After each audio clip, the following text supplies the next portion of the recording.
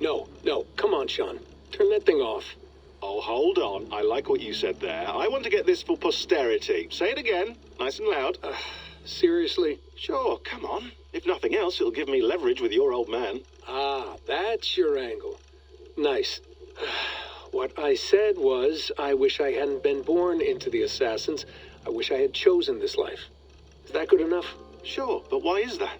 Because choice is the central idea of our creed. It underpins everything, right? It's about free will. It's about seeing the evidence before you and saying, yes, this is what I want. Or, no, this isn't for me.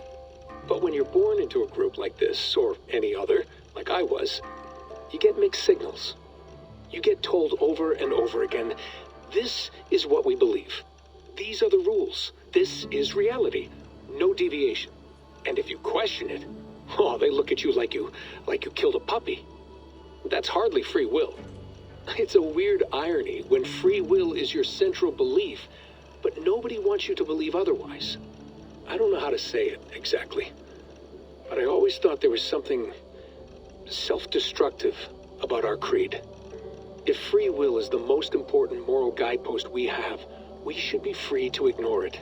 To choose submission, for example. You know what I mean? Like, we should be free to side with the Templars. If it's really my choice, I could do that. Right. It's almost self-refuting. A democracy could democratically elect a dictator or choose to get rid of democracy altogether. Within our creed is the seed of its own destruction. That's what makes it powerful, I think. And fragile. Right. The more freedom you have, the more risky it is, you know? Anyway, my dad has mellowed over the years, but he was strict when we lived on the farm. He ran a tight ship. I never got the impression that I was free to choose my path forward. Our creed, our tenets, they were drilled into my head. By the time I was a teenager, I was following these rules out of a sense of duty. This was just what we did. That happens to a lot of organizations over time. Stagnation sets in, you know? The fundamentalism. Yeah. Following the rules becomes more important than achieving whatever goal you set out for yourself. And people start to lose sight of the reason the rules exist. That's called deontology, or a form of it. Following a rule for its own sake and not for the consequences it has. Yeah, but that feels backwards, doesn't it? Well, I think so. Following a rule is the easy part. Praying, taking a sip of wine, munching on a wafer. Rituals that give comfort. But that's just going through the motions.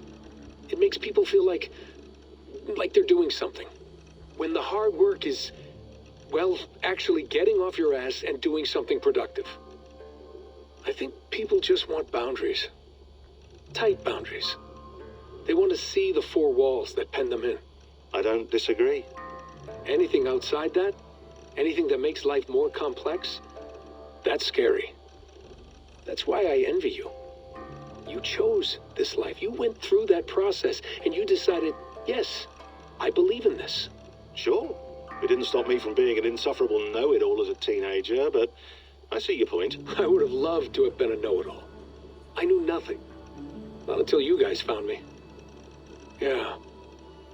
It wasn't until I met you, and Bex and Lucy, that I knew. I knew I wanted to be an assassin. Oh, thanks, Des. Come here. Bring it in, bud. I don't normally like touching, but I'll make an exception now. I am not hugging you. You sure? Because I smell very nice today. Can you just turn that off?